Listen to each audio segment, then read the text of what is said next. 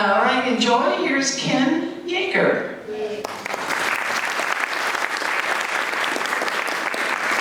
you, Harriet. Welcome, everyone. I'm really happy to see a lot of people here. I actually enjoy it a lot more when there is a big crowd. And I know it was titled Then and Now Yosemite. I actually have a much more long-winded title. You can see here, it's The Life of a Gibbon, from Camp Fort Dirtbag, the Yosemite Ambassador, and it's a half a century of Yosemite climbing. Most of what I'll tell you tonight is true. How many of you know what a gibbon is? Yeah, it's an ape. It's part of the ape family. And when I first moved up here, I felt minuscule next to these valley gods that were climbing there. I mean, these are people like Jim Bridwell and anyway, all the stone masters, and I felt like a little tiny monkey next to them. And sometimes I kind of resemble it.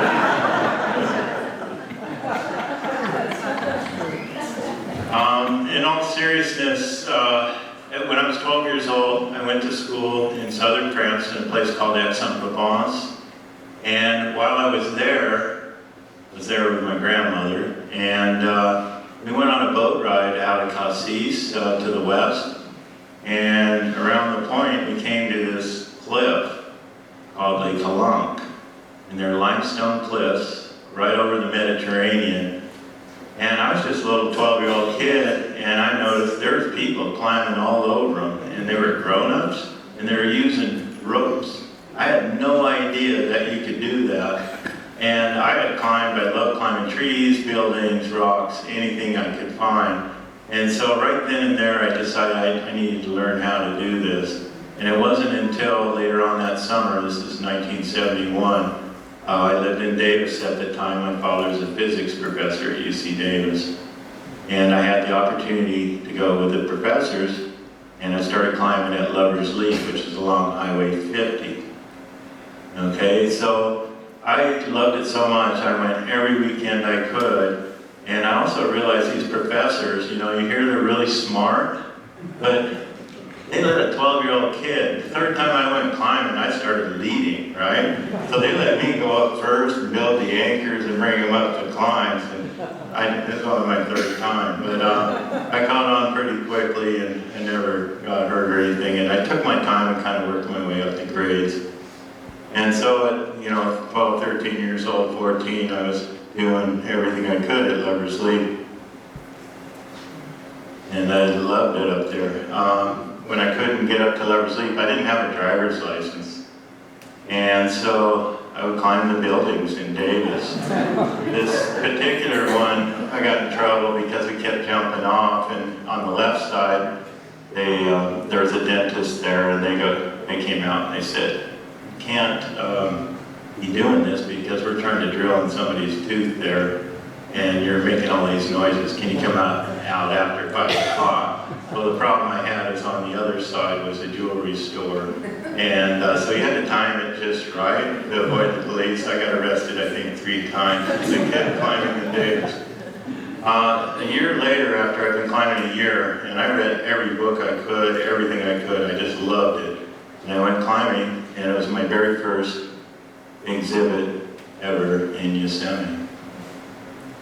And I was blown away. I went climbing, I climbed on the apron, Glacier Point apron, nothing very hard, very easy, the easiest climb in the valley, but it opened my eyes up. I just had never seen so much rock in my life, immediately fell in love with the place, and on the way out I made my parents stop in El Cap Meadow, and I ran up to the base of the rock and I touched it. And I was like, wow, I just felt like electricity through my hands, and right then and there I decided I needed to climb it. So at 13 years old, I knew what I wanted to do.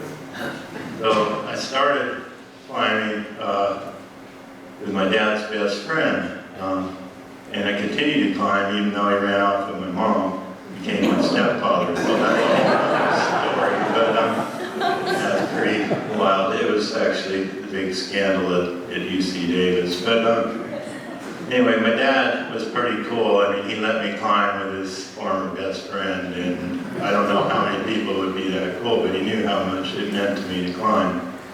And so I was thankful. And so me and my new stepfather did a lot of climbs in Yosemite together, including this one. It's called Royal Arches, first done in 1936.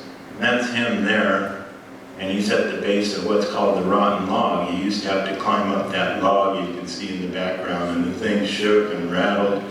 And I know you've done it, right? Yeah, there's at least one person here that climbed up this thing. It fell off in 1986, I think. Well, I got pushed off, but somebody probably would have gone with it if we waited any longer.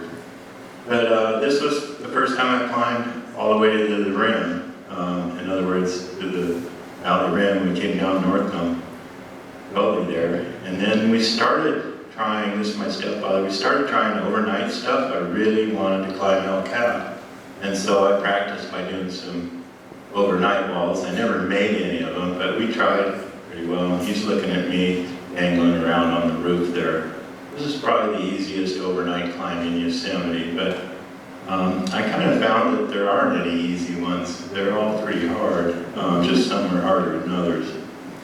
I also practiced day climbing. This is out at Sugarloaf on Highway 50.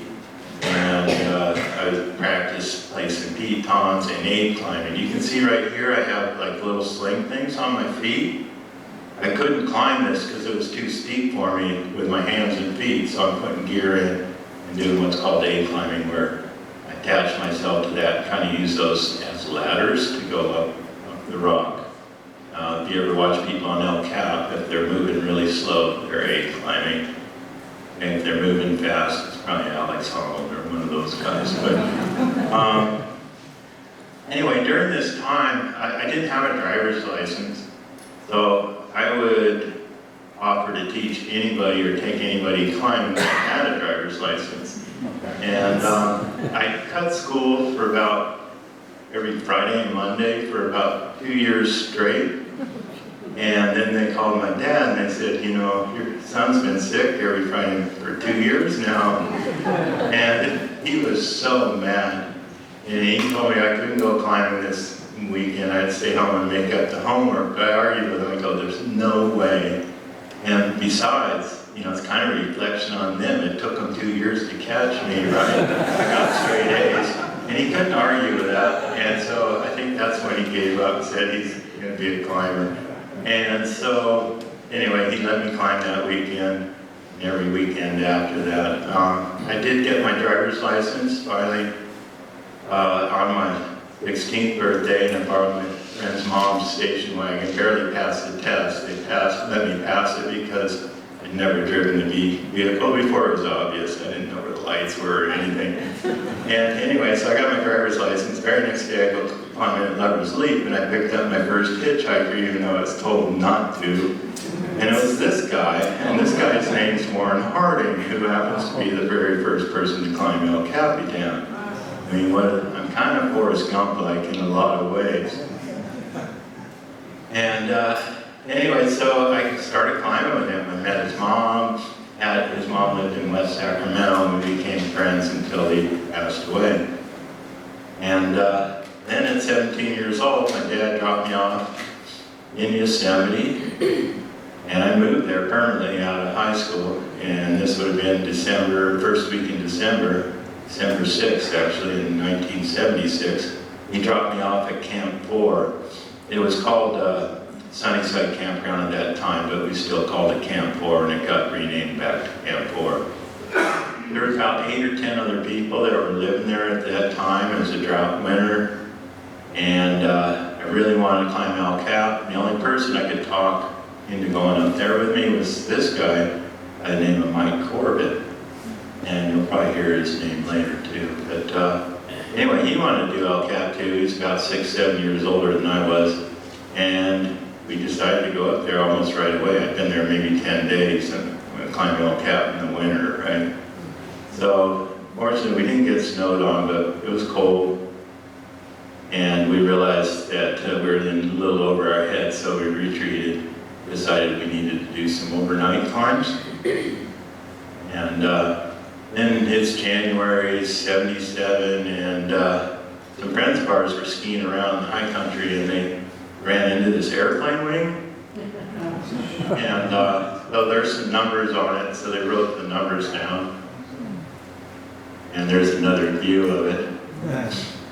And so it obviously crashed. They didn't see the rest of the plane, they just found the wing. They reported it. Apparently they were waiting for it in Reno. Here's a picture of the airplane. This is it with it before it crashed. And here's a list of the owners. Kind of cool. And apparently it's parts from a Lockheed Lodestar. I think they took the wings off of a Lockheed Lodestar and put it on a Ventura. It's the other way around. It's a modified airplane. They only made 17 of them. I looked it up. And check out the cruising speed on it. It's 338 miles an hour. I mean, that's fast. So what's that tell you? It was flying pretty low. Well, turns out it was full of marijuana, and that's why they were waiting for it in Reno.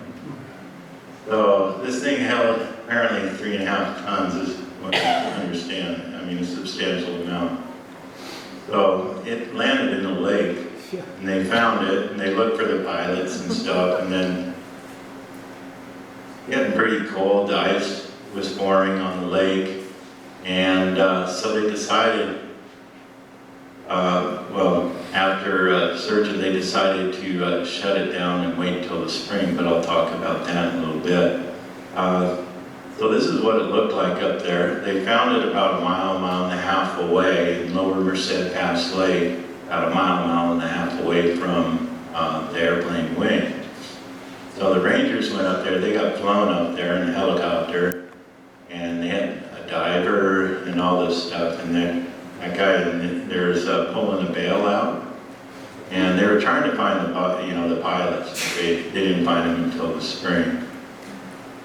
But meanwhile, they took as much of the pot out of there as they could. There you can see the helicopter in the background.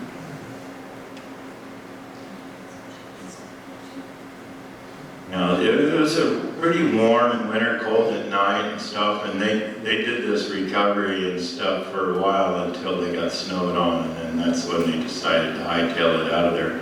You can kind of see all these burlap sacks in the background. Those were all bales. The bales were about 25 kilos. The one I found was 27. Took 4 of us to carry it out because it was soaking wet. There's the holes. You can see the holes everywhere.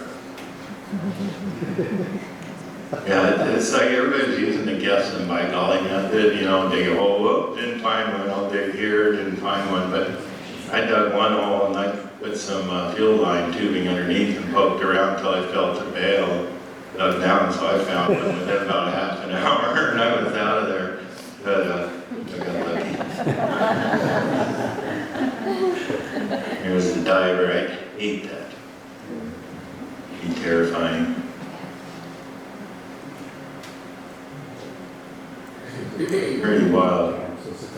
And so as they got this stuff out, they flew it down in the customs helicopter.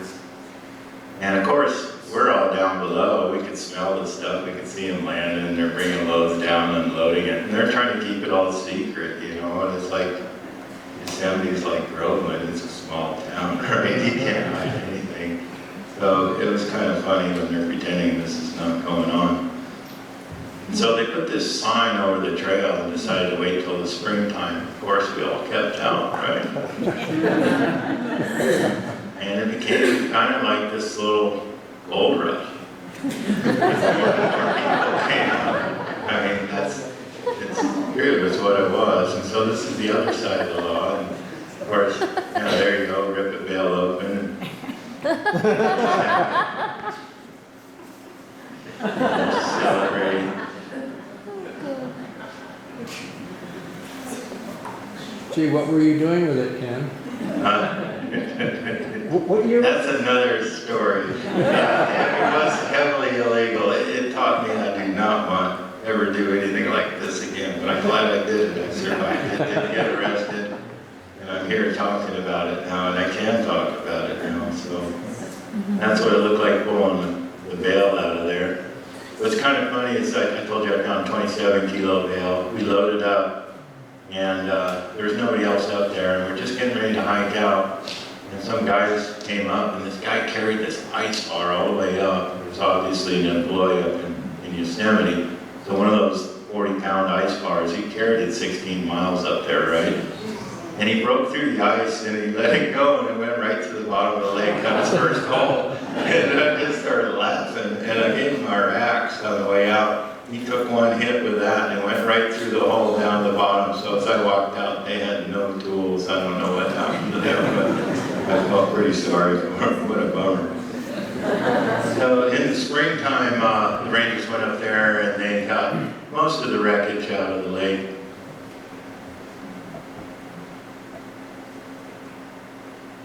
And yes, what I did with mine, some of it I traded at the mountain shop and in Davis, California, and I traded it for all the gear I needed for El Capitan. So it actually worked out pretty good for me.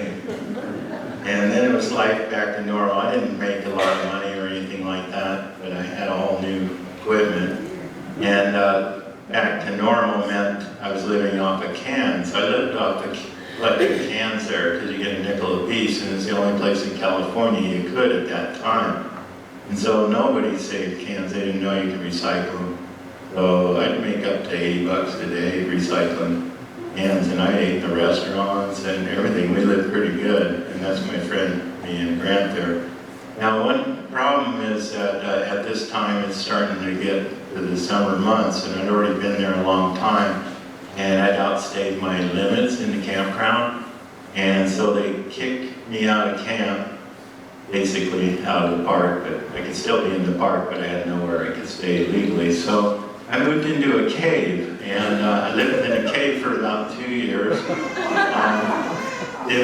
This is not my cave, because I might need my cave again, so I'm not going to show my cave. I'm going to keep it secret. But this is somebody else's cave. But it's a great way to live. Don't knock it. You don't have to mow the lawn. The water doesn't break or freeze. You know, you don't have any of those issues that you have when you live in a house. So it's actually kind of nice. Right here is my brand new hammock, and I'm modifying it because I'm still wanting to climb El Cap.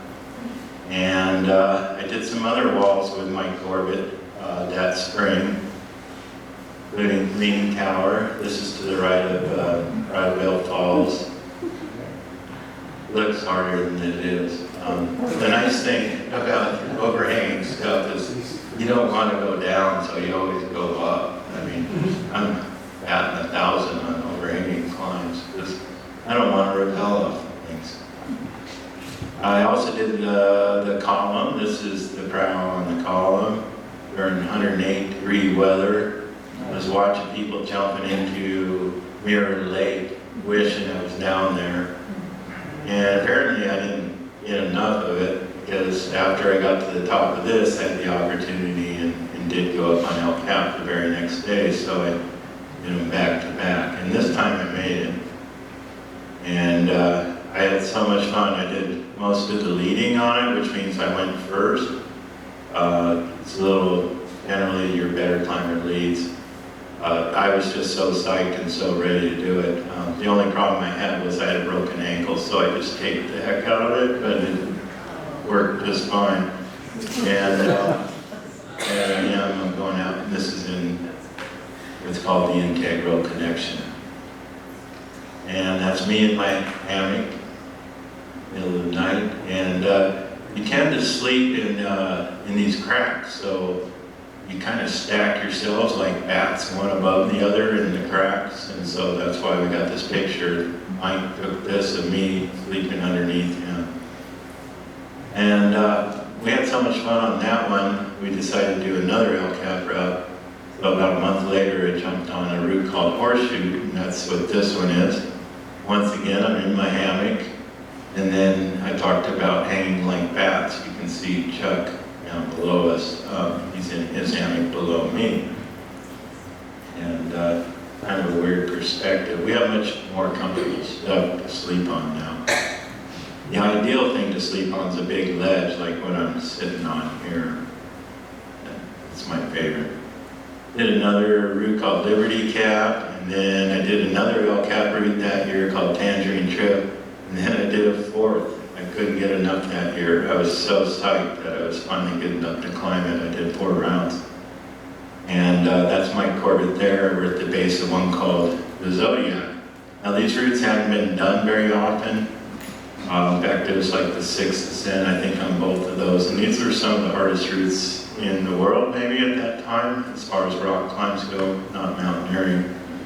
And afterwards, they became really popular and quite a bit easier, but it became what we call trade routes, in large part because I think this little kid, 18-year-old kid, and this 23-year-old hippie did them.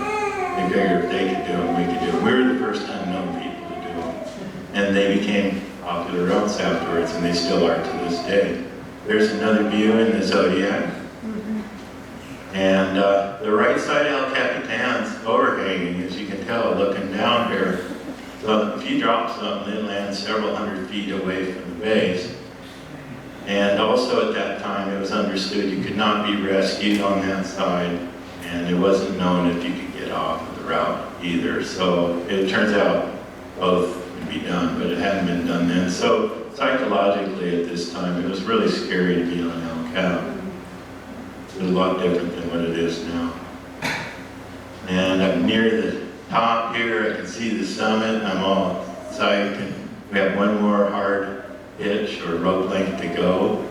And the guy in the last picture dropped all the gear for that rope length, and we're at the top of an overhanging wall, and there's no way to get off, as far as we know. So I had to lead this section here with very little gear and barely made it, but made it we did.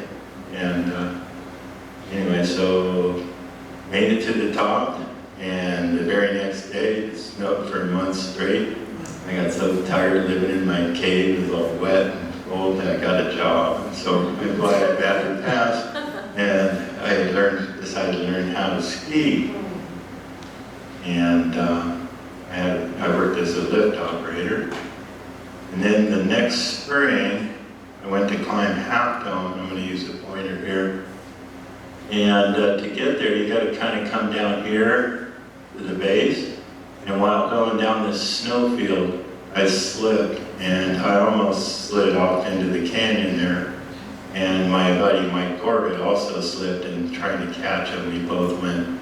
Long story short, I pushed him into a tree, and I caught the second to last tree, but I dislocated my shoulder really badly. It was popped out subluxed, and anyway, for quite a few hours before it popped back in.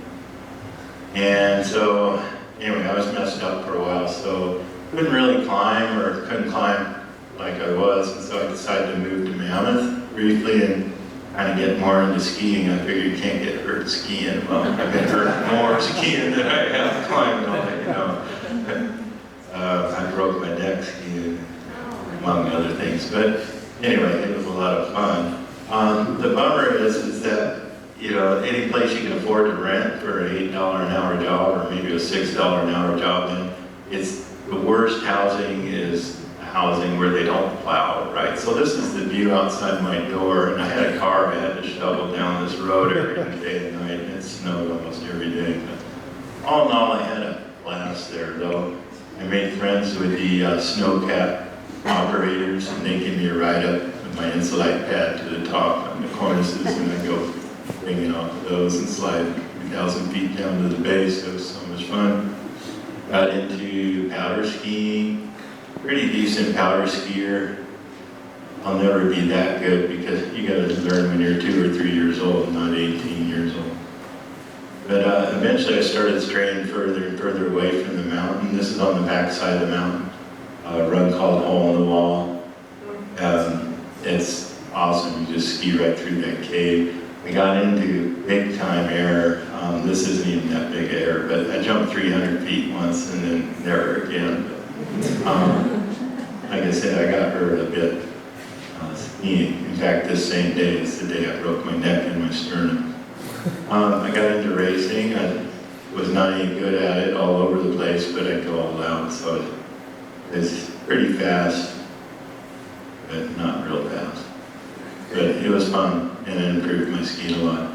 Then I started doing a bunch of backcountry skiing and first descents in the high Sierras. We had really good snow years. It would have been, let's see, what was it? 79 through 85. So they were really big years, in particular 1982. And so we go up there with our climbing gear, spend a week, lawn chairs, beer, all kinds of stuff, and we'd ski and climb and ski and climb. It was so much fun. Then the east side of Sierras is beautiful, and there's actually a lot of rock out there.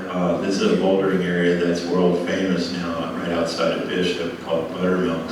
I did a lot of bouldering there. Bouldering is climbing without a rope, but close enough to the ground.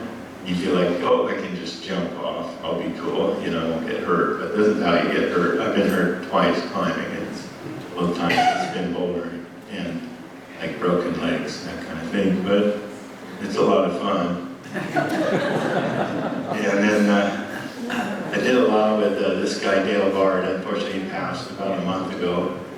He did some of the hardest boulder problems in the world at that time, and was kind of one of the leaders of the hard bouldering movement. This is a route he called High Plains Drifter. I did a bunch of other high Sierra stuff. I mean, that's the thing about climbing and outdoors. You get to see things that nobody else gets to see.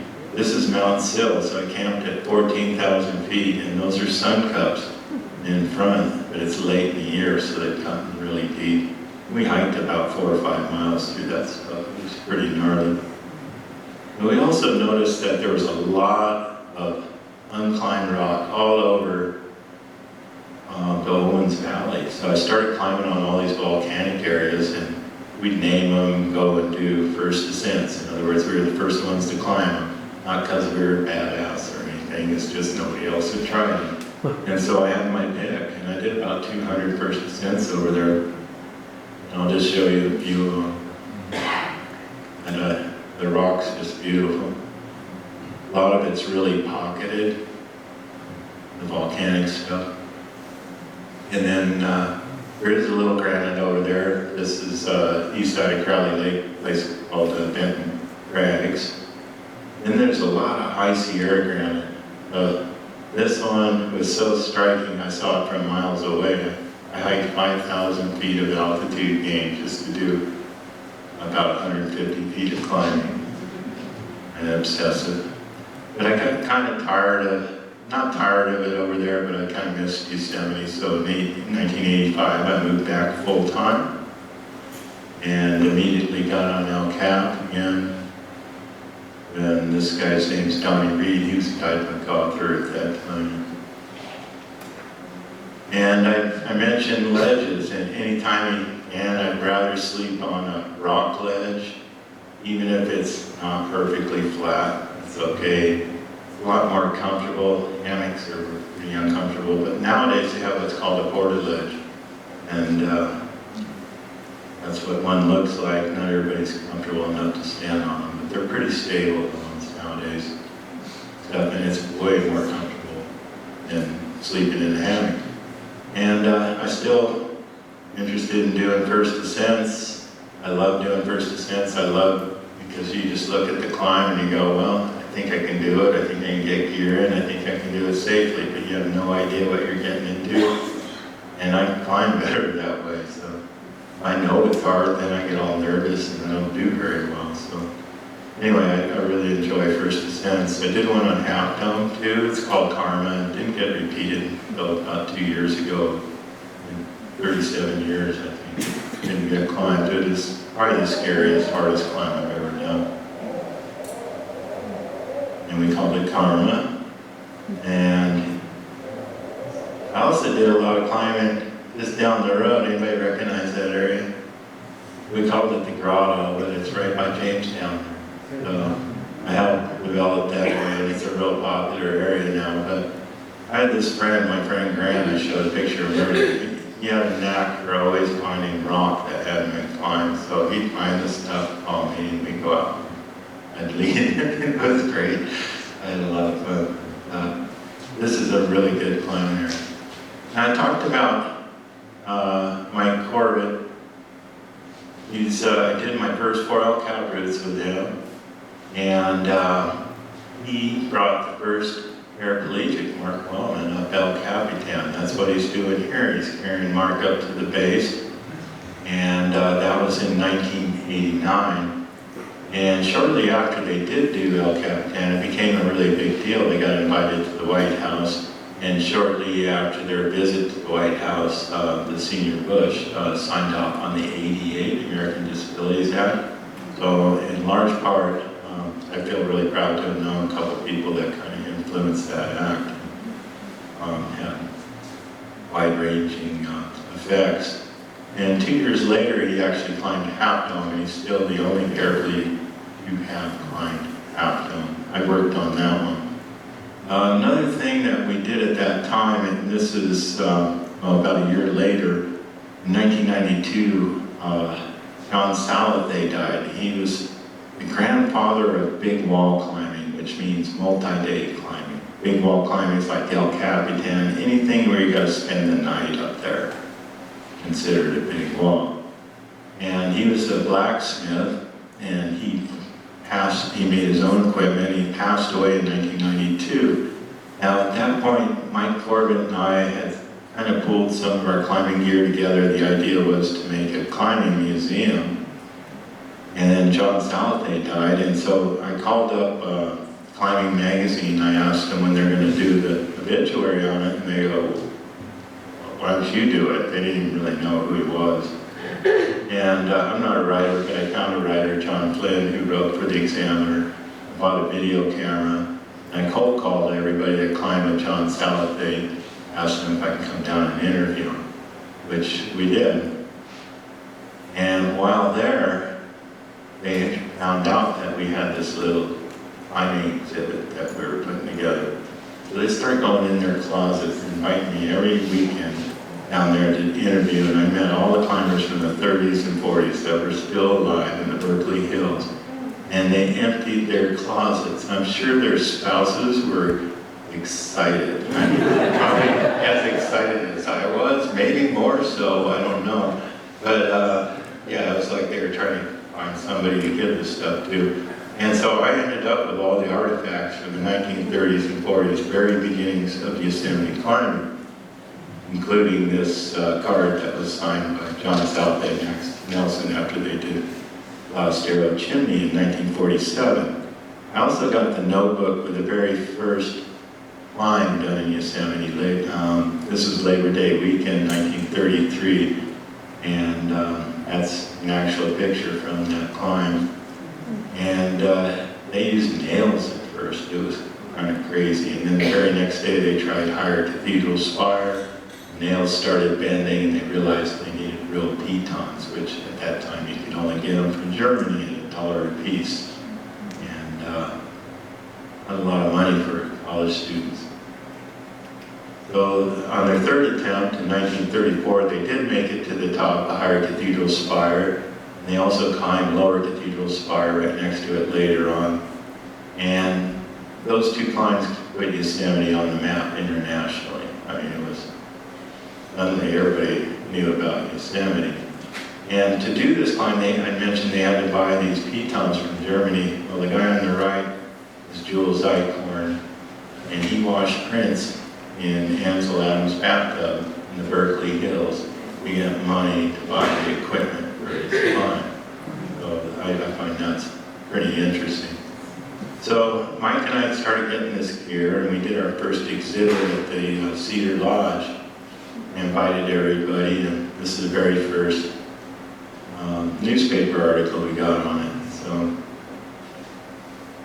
then I started having kids. What happens when you have kids? You gotta get a job, right? So, I mean, if you're gonna be a responsible dad, you gotta get a job. So I tried at first. I'm not a career guy, so I tried doing odd jobs, finding whatever kind of work I could. And I had some pretty interesting jobs. So one of them, I got paid $200 to take an egg out of the pairing nest up on El Cap in 1986. This is a weird job. And anyway, face this little baby bird in a cage, and you're feeding it with a kind of this puppet, rubber puppet with meat, and it was funny. It's all, you know, and I'm just laughing. I go, they're going to pay me money to do this. And there's about 5 or 6 of us, including cameraman, and we climbed up about 300 feet and then spread out horizontally, kind of like a fireman's brigade, to do the switch. The nest was out to the left. It's a big nest. I could have laid down inside of it, that big. It was huge. Okay, but as soon as you get kind of close to the nest, the parents leave the nest, and they don't like it. They were both there, and they're dive-bombing you the whole time that you're there, and their poor eggs, you know, uncovered there and stuff. And you might ask, why are we taking the eggs out and switching them with this baby? It's because the peregrines fed off of migratory birds. Migratory birds were going to Mexico, and they were picking up minute traces of DDT. And so these birds lived off of that. You know, that was their sole food supply, so they had much bigger amounts of DDT in their system, and it made the eggshells so thin they couldn't hatch in the wild. So they came up with the idea, we'll go up and take them, eggs out, put it in a padded container, and then switch the babies. So we were stealing babies and switching them out, but they didn't even notice.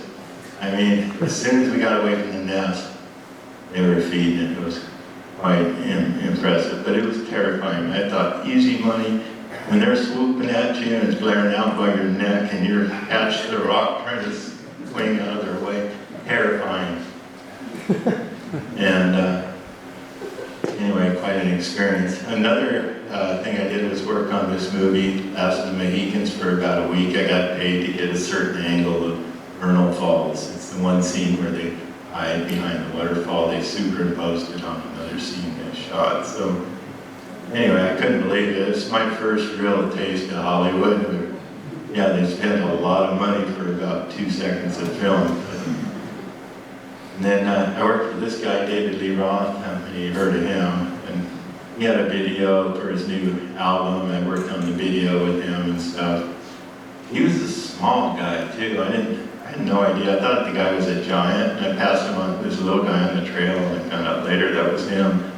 But his cameraman must be even smaller, because the guy looks huge every time I see him. But it was quite an interesting job. It was fun. And then another job I had, I worked for this low-budget film crew that were putting a movie together, and they asked me to set up a fall for them. And so I set up a fall on El Cap, 120-foot fall. Here's the sequence. Holy moly, yeah, terrifying. First time it ever been done, biggest stunt ever been done. It was kind of cool. They weren't paying much. I made $80 a day to be responsible for a human, but pulled it off. The only bummer was that one of their it was a husband and wife, and she wouldn't go over the edge, so they taught me how to use the camera. I ended up doing the filming for it too. And we had to do it again because they didn't run the film ahead of time. It was, when you load the film up, I guess it exposes, so you gotta let it run for a little bit. Anyway, so we had to go back and redo it, but it was, yeah, kind of interesting. And I got kind of tired of all these small jobs, and so I decided to put an application in with the Yosemite Mountaineering School up in Yosemite, and they hired me even though I looked like this. I did clean up my act a little bit, but I love working as a climbing guide, and that I got to climb El Cap a lot. I climbed it maybe 3 to 6 times a year for 12 years. It was awesome. I mean, I climbed 6 days a week for years. And I did this for 12 years.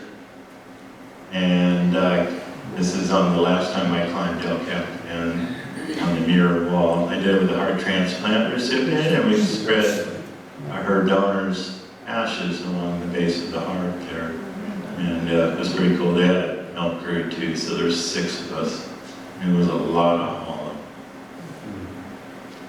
And this a route called Freestone. It's to the right of Yosemite Falls. I did this for a calendar shoot. One of the most amazing places I've ever climbed, because you could feel the water, just vibration in the rock.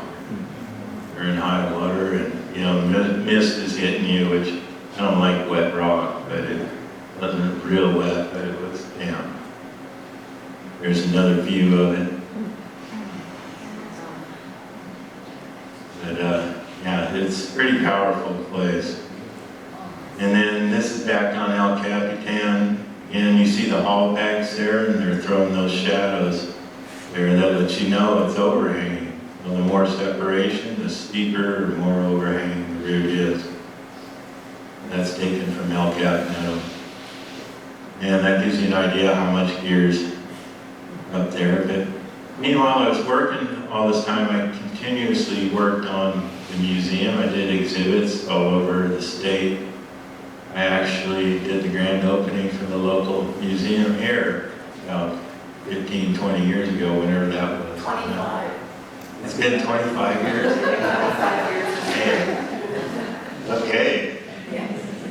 25 years, wow. Yes. So yeah, I did the grand opening here and stuff. So, but my goal was to always have a climbing museum in Yosemite National Park. And I had people write letters, I wrote letters, but Park Service hated climbers. I mean, they did for years. It's changed now, and I'll explain why in a little bit. But they got tired of hearing me, I think, and so they let me do an exhibit in there. And it kind of blew their minds, because this particular exhibit space, we had 70,000 people in 4 months come through it. It was 3 times as many people had ever entered that space, and they couldn't close it. It was like so crowded that the Autry picked it up after that. So they gave me another $250,000 to play with. I've never had any money, I should say. I built this thing with no money. I've never had money. But people supported it. They gave me $250,000 to put an exhibit in the Autry. Pretty cool. So that was our grand opening there. But really what I wanted to have, at this point I had a ton of artifacts, and you know, some of the best artifacts you could possibly have that pertain to Yosemite climbing history. But they still didn't like climbers. I mean, we weren't liked very well. And quite honestly, it was sort of mutual. But so I started this big cleanup. Well, this cleanup, I got tired of stepping in all the toilet paper and everything as a climbing guide, so I decided to organize a 3-day cleanup. Clean up the toilet paper so I can at least walk and not really have to be careful where I'm walking, right? And so, anyway, we had about 120 people a day over 3 days, and we cleaned up about 40, 50 truckloads. This was in 2004. And we had so much fun, and there was so much more trash, I decided to do it the next year too. And I made it a 5-day cleanup, and at this point I started calling it the Facelift. And this is sort of the early years. There was so much trash there. We've now, in the last 22 years, cleaned up 1.2 million pounds in the park. This last cleanup, I think we got just under 13,000 pounds. So we got this. That's about how much it gets dropped every year, is about 13,000 pounds. But at first we were finding all kinds of metal, asphalt, concrete, telephone poles, construction debris. It just got left behind. Nobody ever cleaned it up. And it used to bother the heck out of me, because I climbed all over the park and there'd be pockets of trash everywhere. And but we cleaned it up. I didn't lay blame on it. And anyway, we just piled it up down here, and whoever left it saw it there and wouldn't do it again. It's kind of cool, because it kind of changed how things are done up there. To make it fun, we get a lot of sponsors that give aways stuff, and we do this big raffle. The idea being, you help clean up, I'll give you a raffle ticket, you get a chance to win some good prizes. And we do a kids raffle, adult raffle, each of the 5 days, so it's 10 raffles total. And we get some pretty big crowds.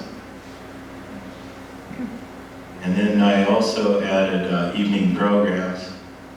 do it. And we have some of the best climbers in the world. Alex Honnold, we did his movie Free Solo. I did the Western premiere there, and I did Don Wall premiere there, Valley Uprising. So I turned it into this big festival.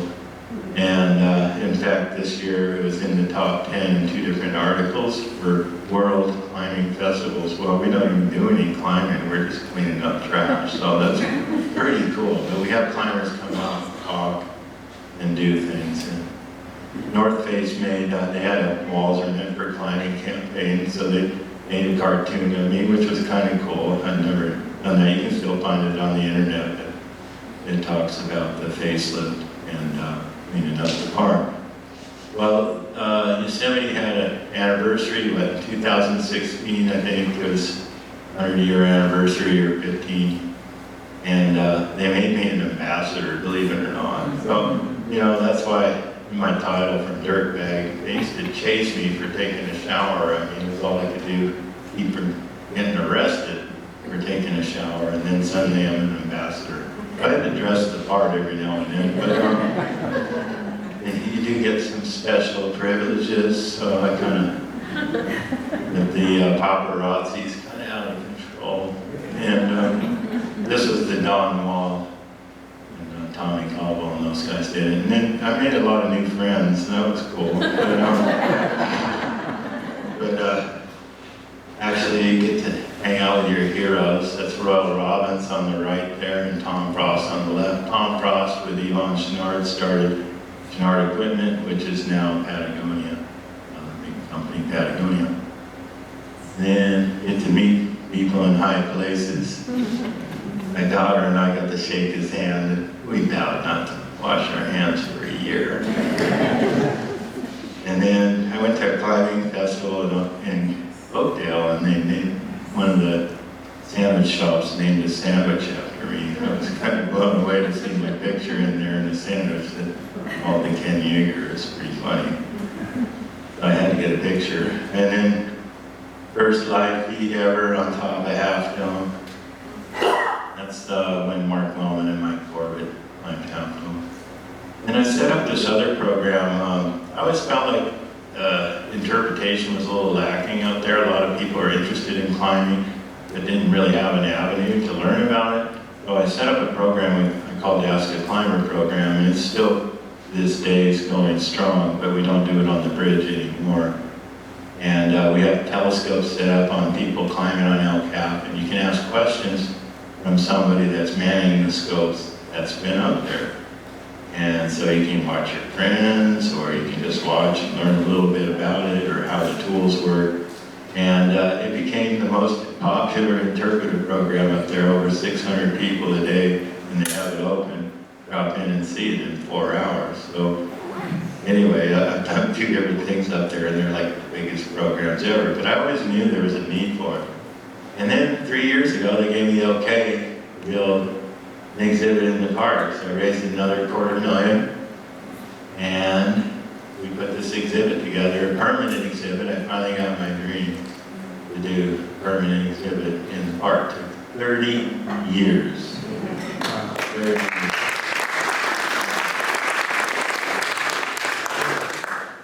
Just this summer, we added on to it. There's another panel on the entry to it.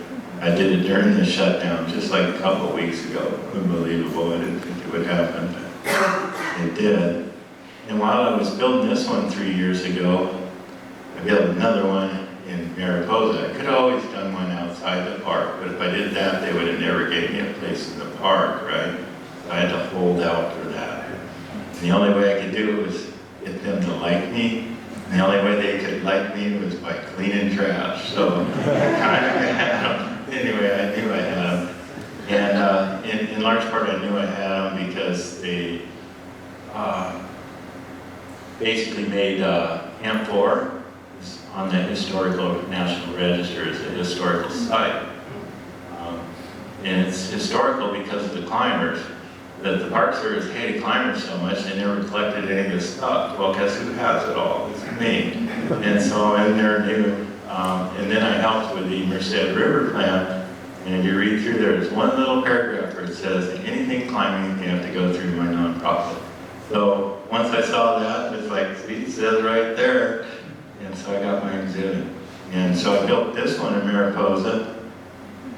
And small buildings right by the four-way stop. And it was kind of tight and crowded in there. And so I got permission to rip the walls out on the inside. And so I redid it to make it a little nicer. And I put new flooring in it.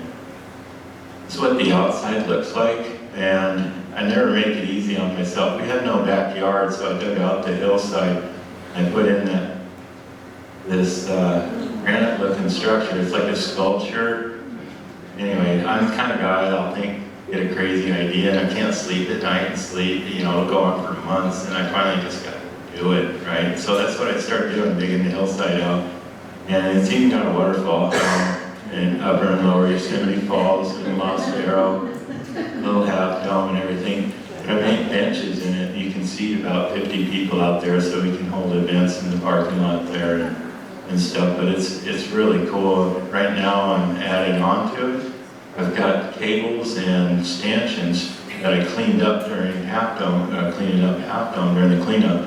And I'm going to use the real stuff and make a replica, like a 3-step replica, just the right angle and everything. So hoping to have that done in about a month.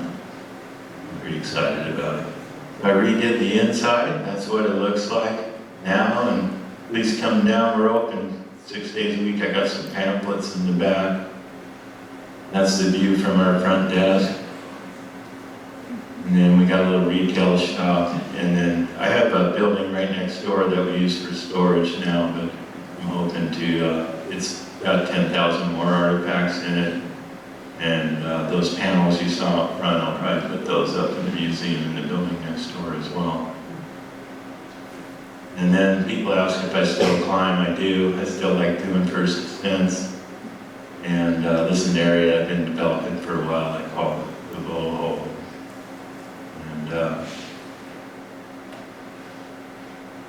there's the view looking back. In other words, you can climb outside the tunnel. That's a little side bend on the Highway 41 tunnel on the upper end. And that's pretty much it as far as my show goes, but I'll be glad to answer some questions if you have any, and hope you enjoyed it. Thank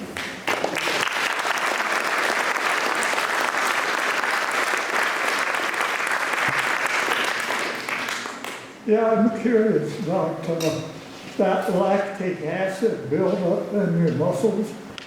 What happens when that locks your muscles up? He's asking about the lactic acid building up in your muscles, and it's a real thing. It's hard to get past that first day is what I found. If you can kind of get through it, push through it, then you're okay. One time I got a Del Cap back twice, and I came down off the thing. I could hardly walk, right? In fact, my clients were terrified because they looked at me and I wasn't shaving. I showered, but that was about it, and I could hardly walk. But once you get over that point, then I never had a problem. But you'll definitely feel it if you do a one-day thing or push really hard. I think you probably... How long does it take for it to pass? For me, for it to go away, it takes about 3 days. Yeah, you just got to kind of go through the pain. And also, if you haven't climbed El Cap in a while, you're hauling a lot of weight at the beginning. It gets lighter as you go, but a lot of times you end up with blisters and things like that. So you got to be willing to deal with a little bit of pain, or quite a bit sometimes. But we all have things we like that do that. Or any other question? When were you at Yosemite climbing school? When was I? Let's see. I started in 1993 to 1995 to 2007 or 8. And yeah, you have a resident. Some of you may know Scott Stowe in town, but he and I worked together a lot, and we got into El Cap together. We were the two El Cap guys. So Scott's climbed it probably more times than I have. What happened to all the trash?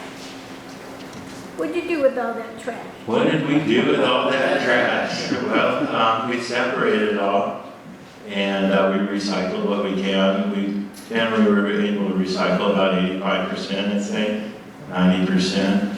And also, this year we were able to do a zero waste event. We only created 34 pounds for this whole event with almost 1,500 people, which is really hard to do, but that's something that I'm trying to do to get better at and stuff, so.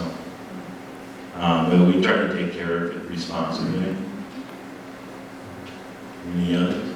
Yeah, where's your daughter now? She just graduated from Williams. She's got a physics degree. I have 3 kids that I know of. I can say that, but it's true. But all 3 of them got degrees. They were all valedictorians. I'm kind of lucky that way. I had really smart kids. But she can't find a job though, so she's serving coffee in San Francisco now with a physics degree from the best college in the country. But hopefully that'll change. She may have to go to Europe or something. Have they all been up El Cap? None of them been up El Cap. No, I don't think.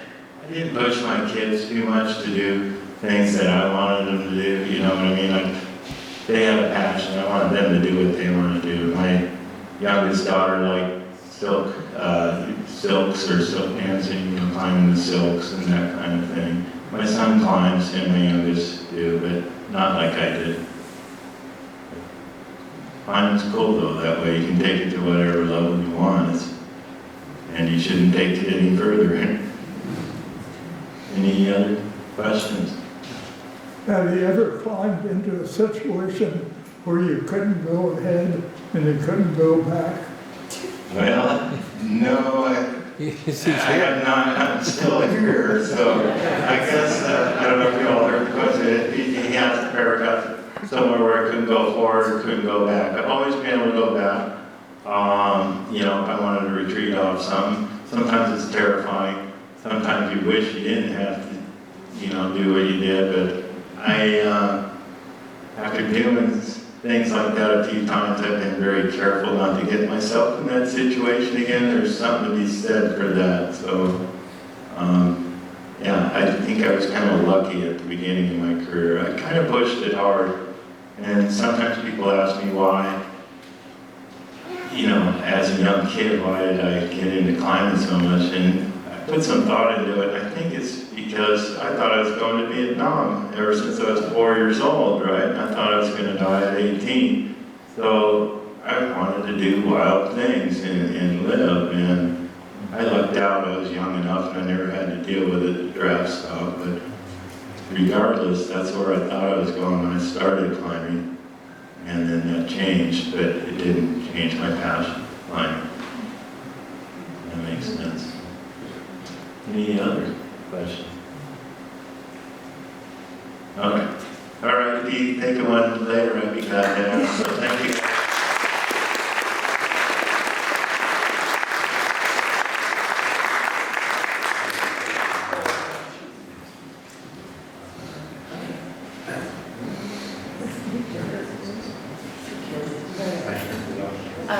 There are a couple of panels out in the lobby you can take a look at. That's from a much larger exhibit that was given to Stitches, I guess 25 years ago. It was part of our grand opening first exhibit.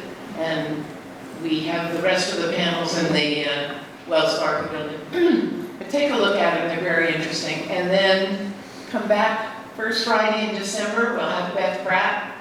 And if you buy a book ahead of time, I'll bet she'll sign it for you when she comes. So, thank you, Ken, for coming. Thank you. What fun. I'm in her book, actually. I know you're in your book. She told me that. I didn't know that until recently. No, I'm one of the climbers that help the animals.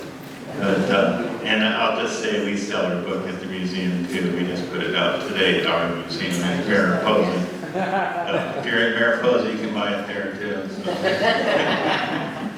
We're competing now. Thanks, guys.